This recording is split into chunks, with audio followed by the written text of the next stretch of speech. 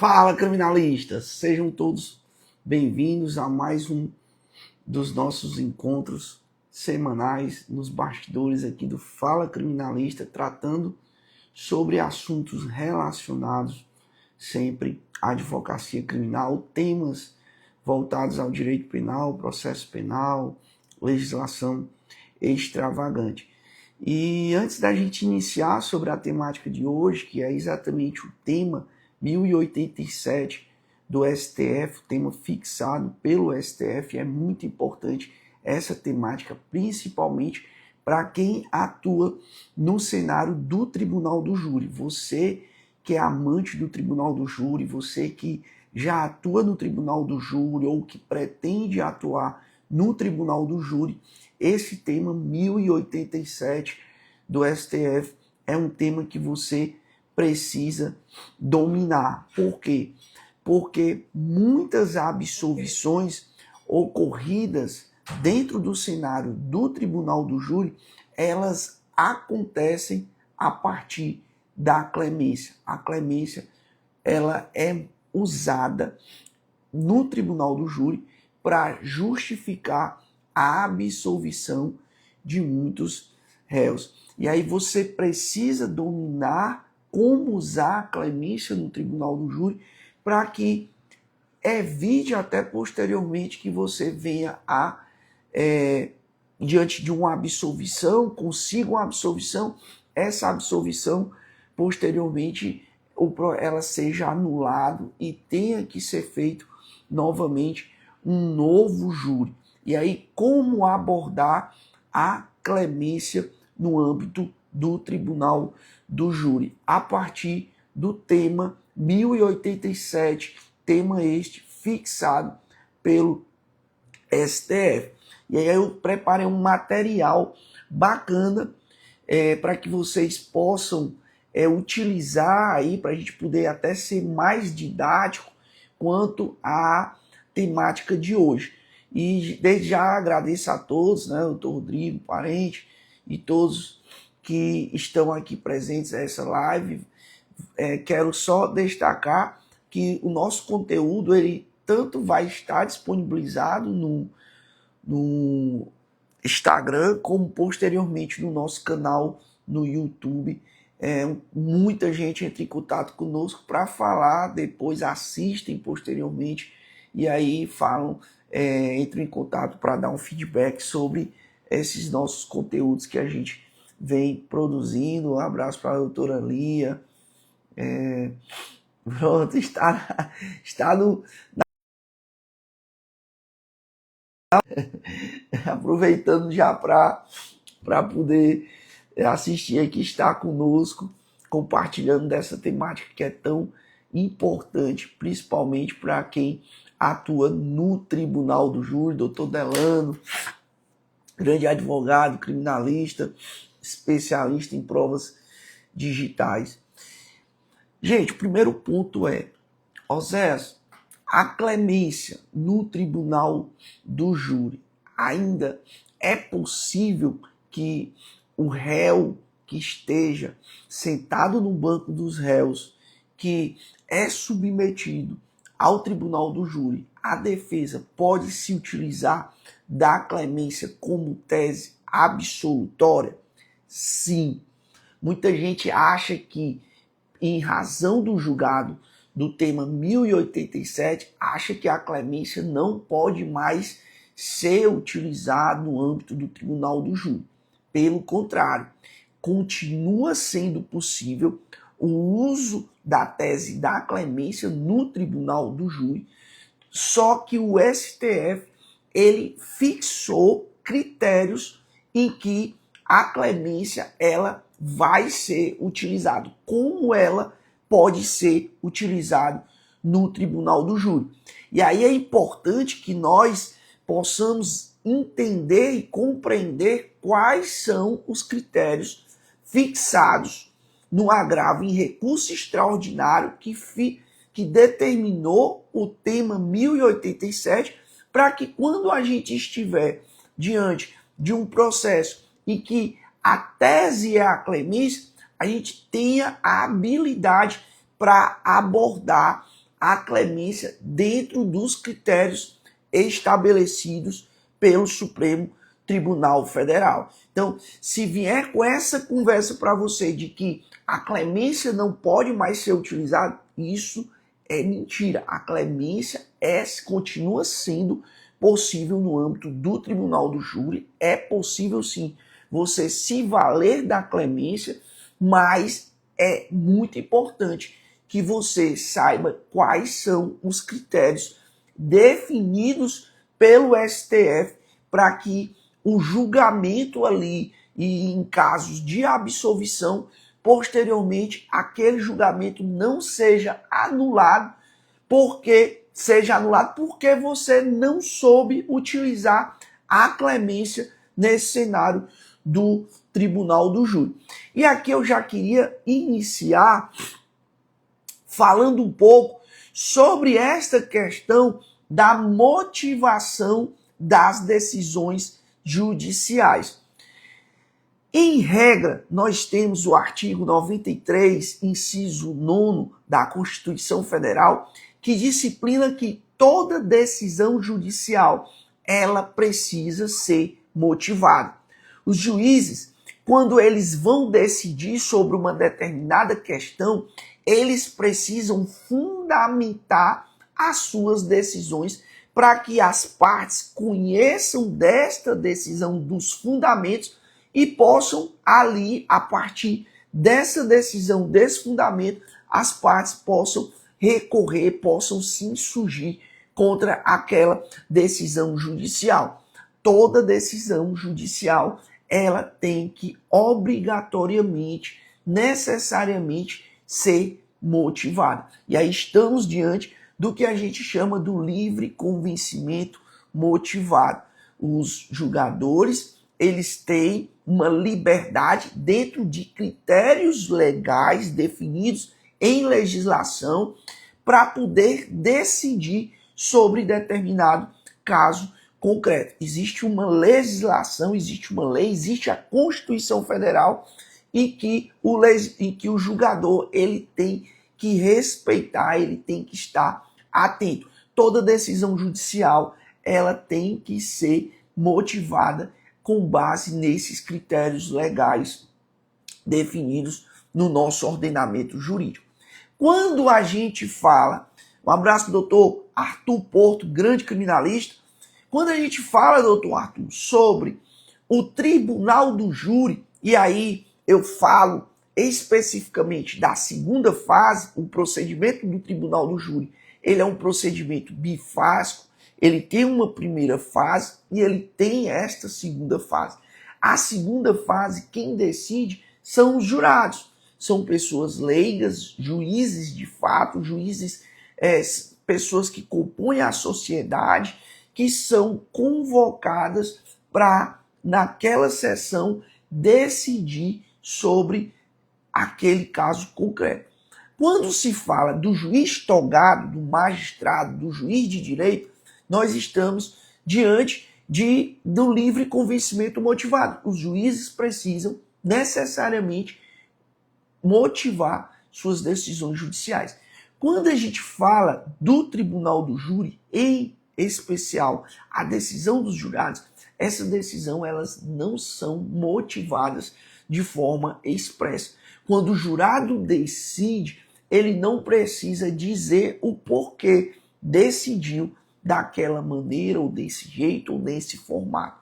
Ou seja, é a íntima convicção dos jurados. Somente eles é que sabem o que levou a decidir naquele sentido ou num outro sentido. Ou seja, é a íntima convicção deles, diferentemente dos juízes de direito que se submetem a um concurso público, que aí eles precisam motivar suas decisões judiciais sob pena de nulidade daquela decisão judicial. Só que existe um princípio que tem roupagem constitucional, que está relacionado ao tribunal do júri, que é o princípio do livre, da soberania dos veredictos. Ou seja, as decisões do tribunal do júri, em especial dos jurados, elas devem prevalecer. Ou seja, a decisão que o jurado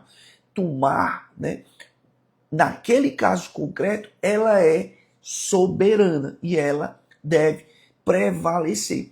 E aí, se você fizer uma análise do que é trazido para justificar a execução imediata da pena em sede ainda de primeiro grau, os tribunais manifestaram o entendimento de que as decisões devem ser imediatamente cumpridas, que aí nós estamos diante da execução imediata da pena dos crimes do tribunal do júri, porque isso é uma forma de garantir, de respeitar a soberania dos vereditos, a soberania das decisões tomadas pelos jurados. E só que quando a gente está adiante, percebam, eles dão relevância a essa soberania dos vereditos, as decisões tomadas pelos jurados, para determinar o início do cumprimento da pena.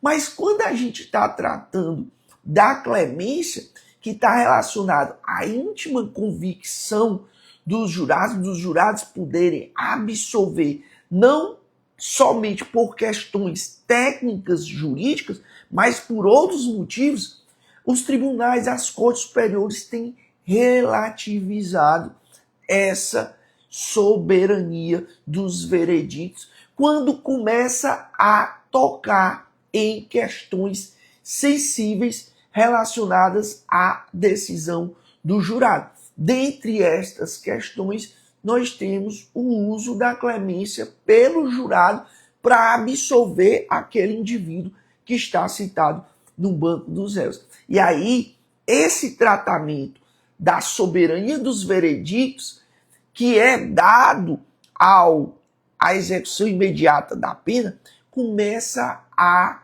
se ter um tratamento diferenciado e relativizando quando se fala da soberania dos vereditos na clemência.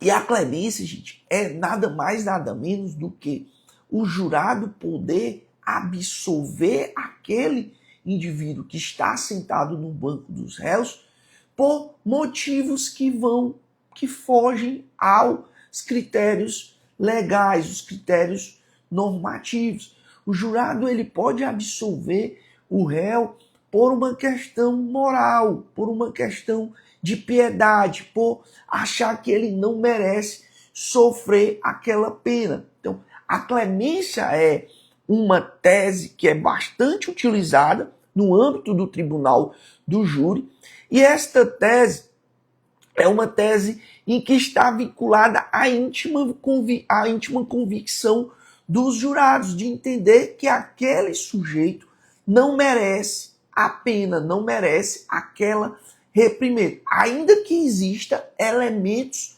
dentro do processo que demonstrem que aquele indivíduo cometeu um crime, ainda que tenha elementos que comprovem autoria e materialidade delitiva, o jurado pode muito bem dizer que absolve o réu porque ele entende que o réu merece uma segunda chance.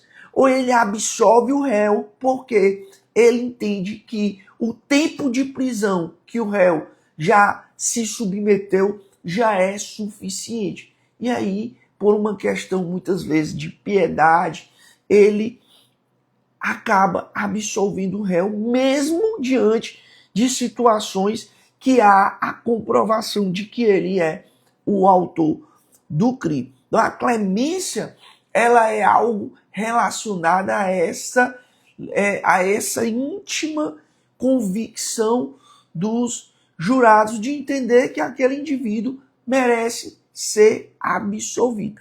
E aqui a gente começa a tratar em que quesito está a clemência. E isso é muito importante. Por quê, Osés?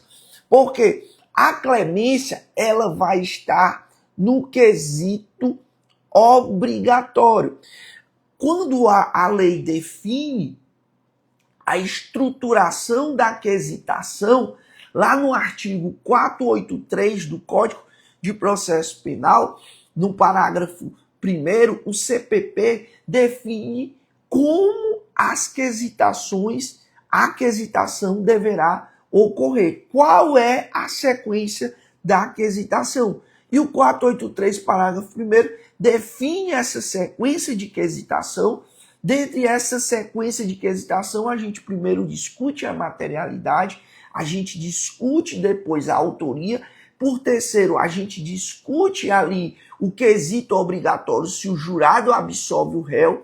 Posteriormente, nós temos as causas, né, as teses defensivas trazidas ali pela defesa, principalmente quando diz respeito a causas de diminuição de pena.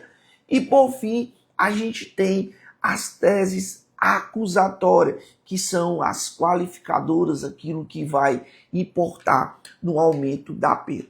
E a jurisprudência, ela é unânime no sentido de definir que o quesito relacionado à clemência, a clemência deve estar no quesito da absolvição, no quesito genérico.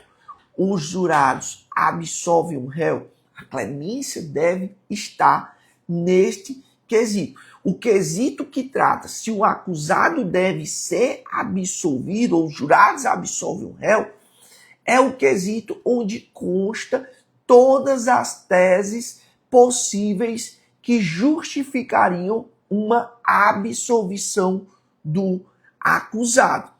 E aqui, neste quesito, você engloba todas essas teses possíveis que poderiam justificar a absolvição do acusado. E é claro que quando o jurado ele diz sim para esse quesito, o jurado absolve o réu, sim, a gente não sabe especificamente qual foi o entendimento do jurado. Se o jurado absolveu porque simplesmente ele se utilizou da clemência, do perdão, ou ele entendeu que não era mais o caso de condenar ou manter aquela pessoa presa, a gente não sabe se o jurado utilizou um outro argumento. Não, a gente não tem essa definição porque, como eu pontuei anteriormente, não há necessidade que os jurados motivem de maneira expressa a sua decisão de absolvição. Mas o fato é que a clemência ela está inserida, contida nesse quesito obrigatório. Não há necessidade de um quesito próprio, de um quesito específico para discorrer sobre a clemência. Não há essa necessidade. A clemência ela já está incluída neste quesito obrigatório quando se questiona, se pergunta ao jurado se o jurado absolve o réu. E a clemência vai estar nesse quesito. O segundo ponto, gente, é o seguinte. Oséias, quais são os critérios utilizados pelo STF? Quais são os critérios utilizados pelo STF no julgamento do tema 1087 para que esta clemência ela não seja objeto, o julgamento não seja objeto de anulação? E aí eu vou explicar para vocês, dentro desse contexto prático, o que foi que fez com que eu trouxesse essa temática, né, para o nosso encontro de hoje. Há poucos dias eu participei de um julgamento em que se tratava de um recurso de apelação do Ministério Público no âmbito do Tribunal do Júri. O sujeito ele foi absolvido e foi absolvido neste quesito genérico, nesse quesito do jurado absolve o réu, e ali ele foi absolvido.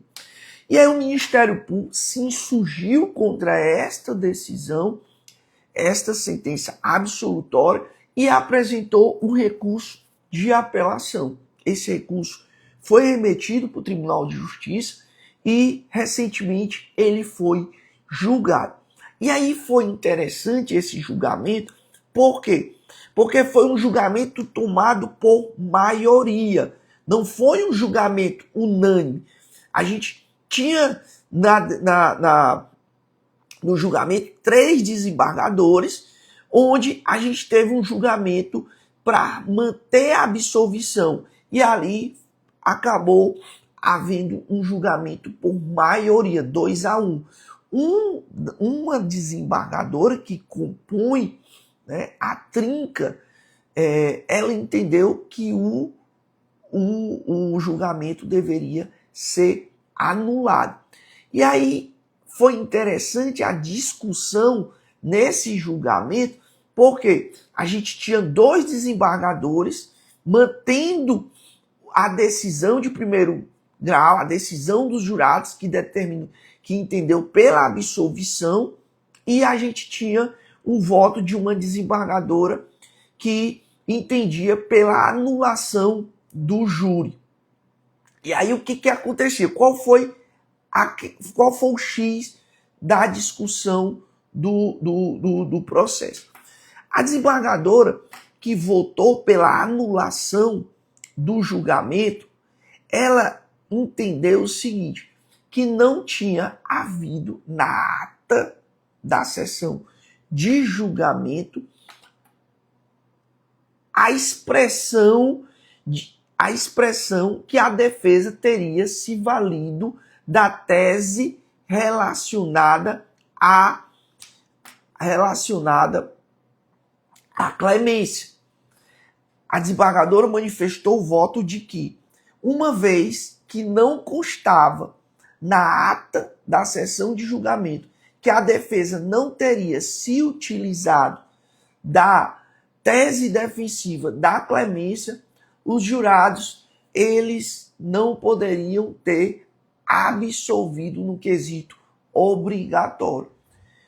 E aí eu fui olhar esse julgamento no STF, no tema 1087, e de fato esse julgamento ele começa a definir critérios que você, advogado e advogada criminalista, precisa estar ciente quando você vai fazer o uso da tese defensiva da clemência no tribunal do júri.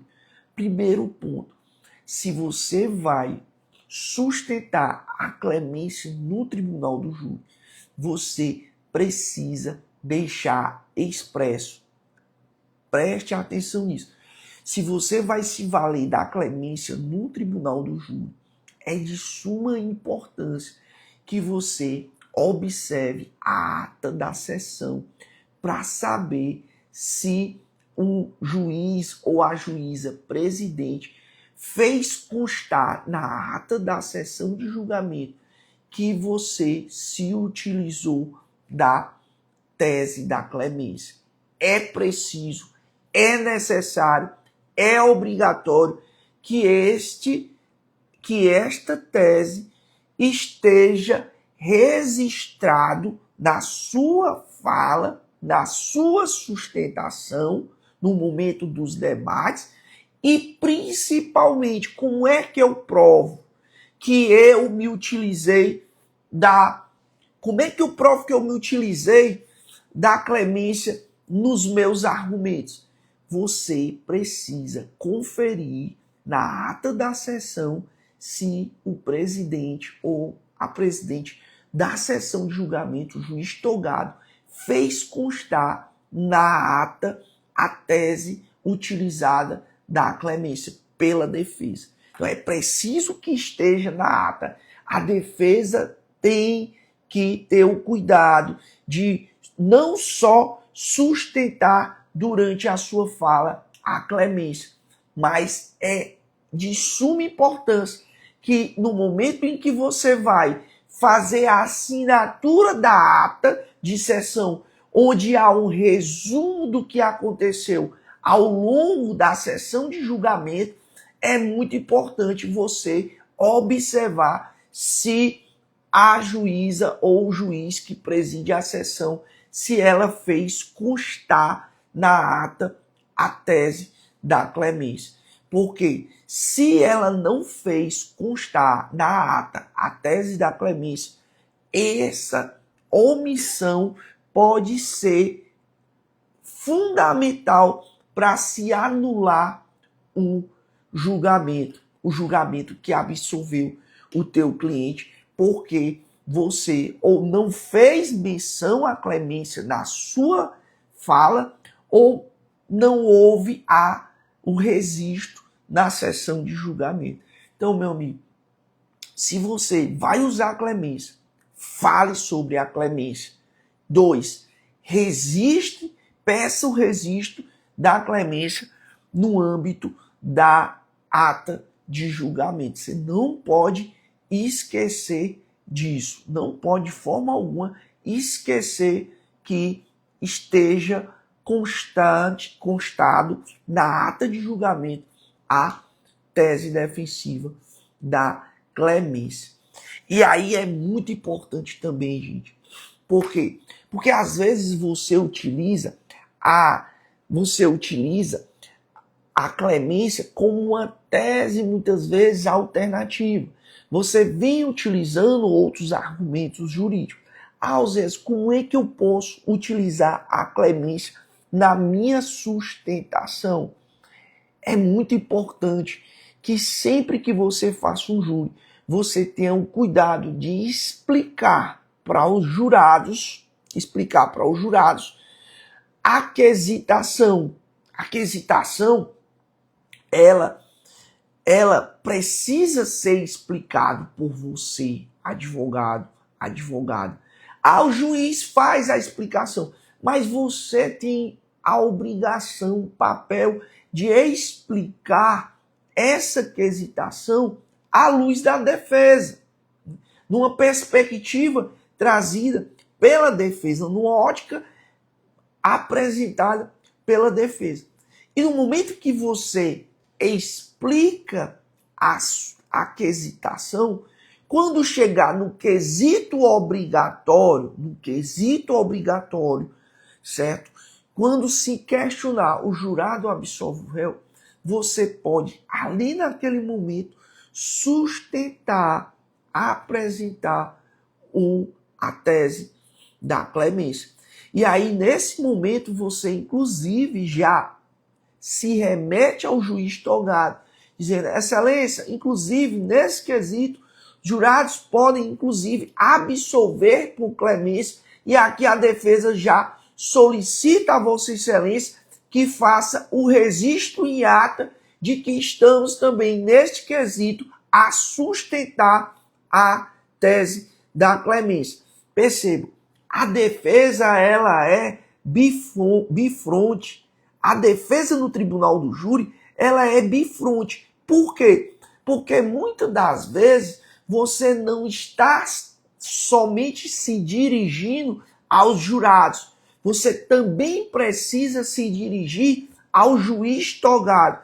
Até porque é ele que faz a aplicação da pena, é ele que faz a análise das circunstâncias judiciais, é ele que faz a análise das circunstâncias atenuantes. E aí você precisa sempre, na sua sustentação, se remeter ao juiz togado. Porque tem advogado e advogada que visa só o jurado. É só o jurado que decide? Não, gente. Muitos júris que eu participei, que nós saímos vencedores pelo que o magistrado, o juiz togado, aplicou de pena. Às vezes, o jurado foi contrário à nossa tese defensiva, mas a gente conseguiu um resultado positivo pelo fato do juiz togado ter reconhecido alguma atenuante ou alguma circunstância que favoreça o réu no momento da aplicação da pena. Então é muito importante que você tenha essa compreensão de entender que no júri a defesa ela é bifronte. A defesa ela se direciona tanto aos jurados que irão decidir através das respostas aos quesitos, como também ao juiz togado, que preside a sessão de julgamento e que será o responsável em aplicar a pena em caso de condenação reconhecida pelos jurados. E nesta aplicação da pena é onde pode estar ali a tese de uma defesa que, no momento em que tem a compreensão de que essa defesa precisa ser bifronte, pode ser que haja o reconhecimento de uma circunstância atenuante que o juiz pode nem ter essa visão ali, você, ao momento que fala e se direciona ao juiz sobre essas questões, você pode estar possibilitando um reconhecimento. E ali o teu cliente ser favorecido em razão de uma técnica que você utiliza ao ponto sempre de se direcionar, não somente aos jurados, mas se direcionar ao juiz togado. E aí você precisa saber fazer a abordagem da clemência no tribunal do júri. É importante que se aborde a clemência no momento em que você explica a quesitação. E aí, quando você chega ao quesito obrigatório de um jurado absolve o réu, você pode explicar a clemência. Você tem que falar sobre a clemência. Porque se o teu cliente foi absolvido no quesito obrigatório, o júri pode ser anulado se você não fez um registro expresso da tese da clemência. Perceba, tem advogados que vão para o júri tratar sobre a negativa de autoria. O meu cliente, ele não foi o autor do crime. Ele não foi o autor do crime. Beleza. E aí eu venho e vou explicar a quesitação. No primeiro quesito vai se perguntar a materialidade. O réu morreu. Desculpa, a vítima morreu. A vítima sofreu lesões. É esse o quesito da materialidade do crime. E o segundo quesito é o quesito da autoria. Se foi o sujeito, se foi o réu que cometeu aquele crime. Veja, nesse segundo quesito, a gente tem um quesito da autoria. E aí tem muitos advogados que se restringem a trabalhar esse segundo quesito, que é o quesito da autoria. O réu não foi o réu o autor do crime. Só que o jurado, ele reconhece o segundo quesito e coloca sim no segundo quesito, que foi o jurado, o réu, o autor do crime. Mas quando chega no quesito obrigatório, que o jurado absolve o réu, ele coloca sim. E o teu cliente sai absolvido. Veja, é uma incoerência se o jurado absolveu porque entendeu que não seria o réu o autor do crime, acaba sendo uma incoerência. Porque se no segundo quesito, que é o quesito da autoria, eu digo que ele é o autor do crime, no quesito obrigatório, que eu digo, se o jurado absolve o réu e ele diz que sim, a gente estaria diante de uma decisão que não seria o reconhecimento de uma negativa de autoria, porque ele já reconheceu ele como sendo o autor do crime. E aí é importante a gente tratar sobre a clemência no terceiro quesito, porque se você não tratar da clemência no terceiro quesito e os jurados reconhecerem a absolvição no terceiro quesito e a tua tese defensiva se restringiu à negativa de autoria, o tribunal vai anular esse julgamento. E vai anular exatamente por esta contradição. Se no segundo quesito, no quesito da autoria, os jurados entenderam que ele era o autor do crime, como é que os jurados absolvem o réu?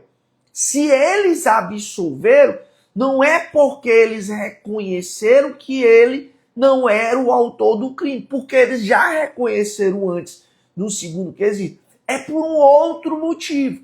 E aí, este outro motivo, muitas das vezes, é a clemência. E aí é importante que você explique o quesito obrigatório, que você fale sobre a clemência, porque o jurado, se ele reconhecer a clemência no terceiro quesito, esse julgamento vai ser mantido no tribunal, porque você fez a utilização da clemência de maneira expressa, consignando tanto na sua fala como na ata da sessão. E aí não vai ter questionamento quanto a isso. Então, qual o primeiro critério definido pelo STF? O registro formal. Nunca deixe de falar sobre a clemência. Nunca deixe. Ainda que você venha com uma tese de diminuição da pena, ainda que você venha com uma tese em que você quer o reconhecimento, somente o afastamento de uma qualificadora, fale sobre a clemência. E aí você pode falar sobre a clemência no momento da quesitação. Porque tem advogado que acha o seguinte, olha, seria muita incoerência da minha parte eu dizer que de fato ele cometeu o crime, mas eu pedi que ele seja absolvido. Seria muita incoerência. Eu vou trabalhar apenas as qualificadoras. Não, gente. Quando você, ainda que você não queira trabalhar sobre essas questões de autoria, que não foi ele o autor do crime, ou, enfim, ainda que você queira se restringir a causas de diminuição de pena, nunca deixem de registrar em sua fala o quesito, a tese da clemência, no quesito obrigatório.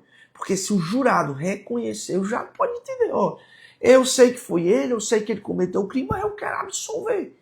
Ele pode? Pode, pela clemência. Eu entendo que o tempo que ele já passou de prisão, eu entendo que o que ele já sofreu com esse processo já é uma pena para ele. E por conta disso, eu decidi absolver. Pode. É a soberania dos vereditos. É a prevalência da decisão dos jurados. Totalmente previsto na nossa Constituição Federal, respaldada pelo nosso texto constitucional. Mas você precisa registrar na sua fala. E o melhor momento de você registrar na sua fala a clemência como tese defensiva é quando você explica os quesitos, no momento da quesitação, no momento em que você vai explicar. E aí, naquele momento do quesito obrigatório, você fala da clemência, você fala que os jurados podem absolver por qualquer outro motivo, certo? Motivo que foge muitas vezes ao direito, eles podem se valer de qualquer outro fundamento, não necessariamente legal, e eles podem absolver por piedade, por misericórdia, enfim, eles podem utilizar de N argumentos para isso. O que você não pode é deixar de registrar na sua fala e de registrar na ata da sessão de julgamento. Porque se o jurado decidir absolver pela clemência, vai estar lá a sua manifestação e vai estar escrita na ata da sessão e vai estar cumprido o critério definido no tema 1087 do STF. Tema esse extraído a partir do agravo em recurso especial, em recurso extraordinário, 1.225.185. Você fez a sua parte. Outro critério trazido nesse tema 1087, gente. A compatibilidade jurídica. Ou seja, a sua tese defensiva da clemência, elas têm que estar compatível com aquilo que a Constituição Federal disciplina, a Constituição e as leis do país disciplinam em seus textos. O que eu quero dizer com isso? Eu vou dar um exemplo. Claro, você não pode, de repente, alegar uma clemência com um argumento que fere o texto constitucional. Por exemplo, dizer que o sujeito matou e pode ser perdoado, pode ser dado a clemência a ele, porque ele matou alguém que era homossexual. Ou porque ele matou simplesmente porque ele levou um chifre, ele foi traído. E aí ele matou a mulher porque você pode alegar clemência. Nessas hipóteses, não pode. Por quê? Porque o nosso texto constitucional, certo? A nossa legislação infraconstitucional, elas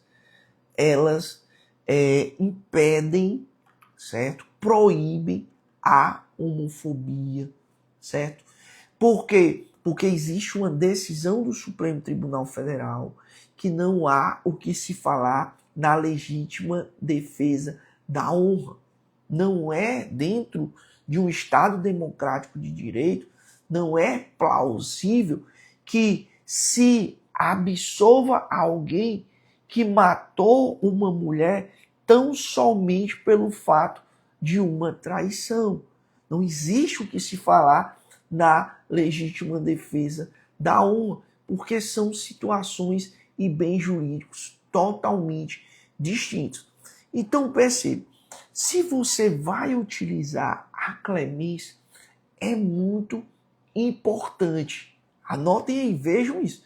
É muito importante o argumento que você vai utilizar para justificar a clemência.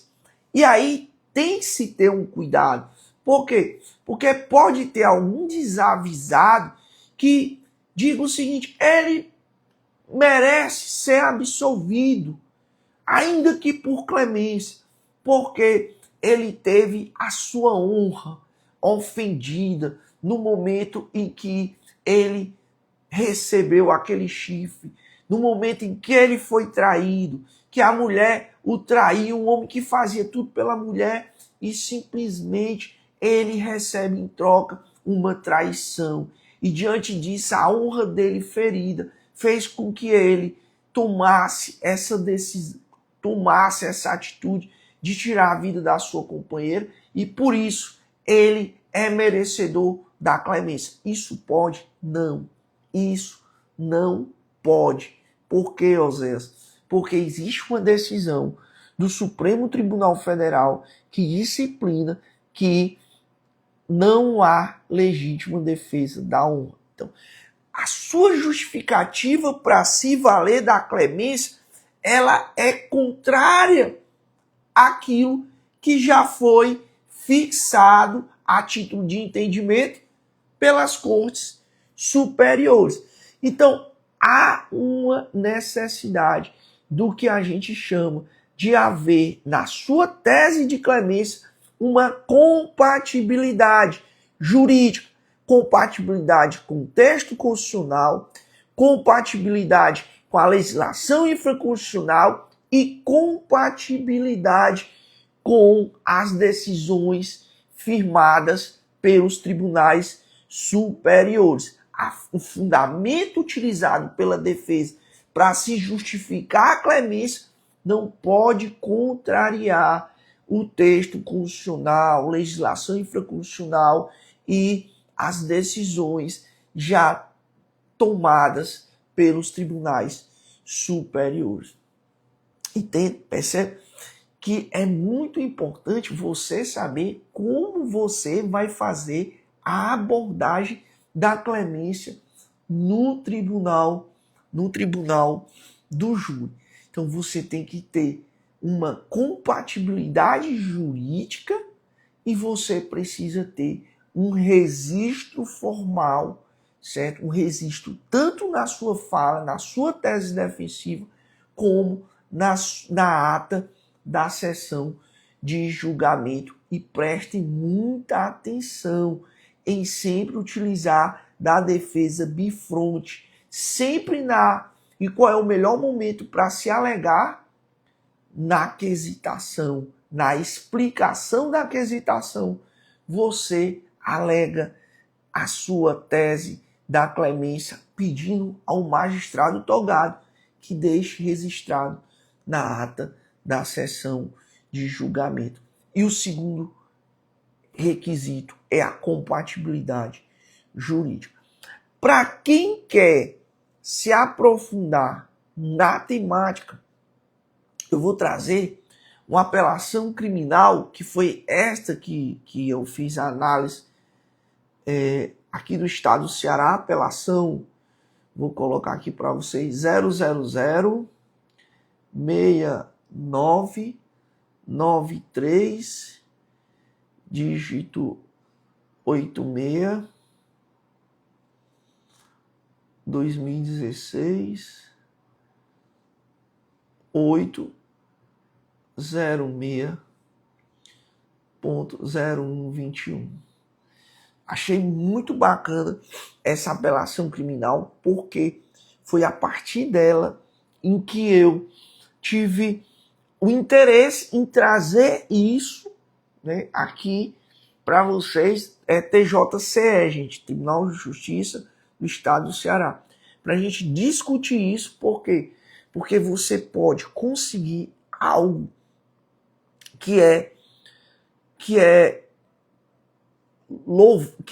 algo muito importante, que é a absolvição do teu cliente. E quem faz júri sabe muito bem que a absolvição no final de um júri extenso, longo e cansativo, a absolvição é algo que é maravilhoso, não só para o réu, mas também para a defesa.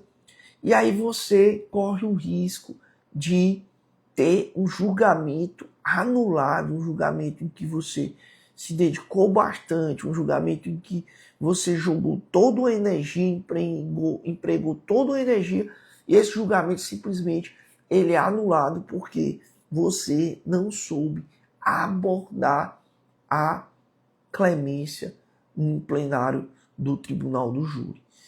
E é esse o nosso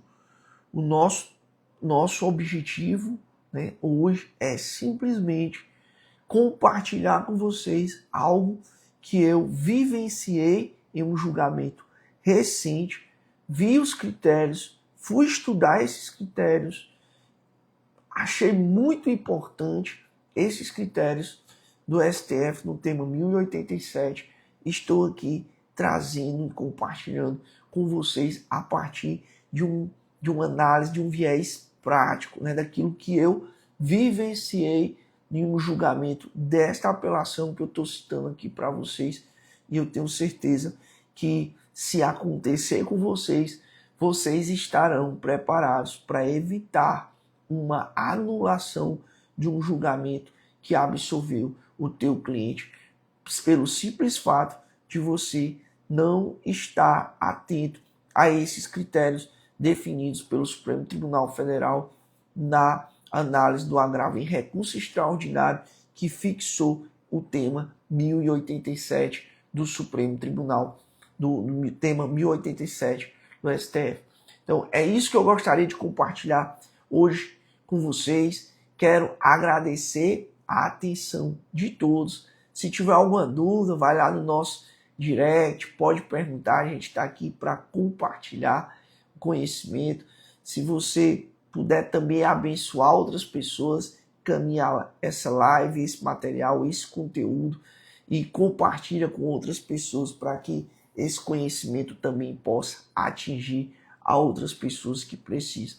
Quero desde já agradecer a todos, né, por esse momento, por esse tempo que vocês disponibilizaram aí, 1 hora no seu sábado, para estar conosco aqui abordando um tema que é muito importante, repito, para quem ama o Tribunal do Júri, sabe da importância do que eu estou aqui a tratar nessa live de hoje. Forte abraço, fiquem com Deus, aproveite aí final de semana para descansar, para refletir, para meditar na palavra do Senhor, para que a gente comece aí uma semana fortalecido, uma semana energizado. Doutora Joana Dark, grande advogada criminalista, obrigado pelo seu tempo aqui, disponibilidade de estar aqui conosco, e pode ter certeza que o nosso objetivo é transbordar e transbordar através do conhecimento. Forte abraço, fiquem com Deus e até o nosso próximo encontro.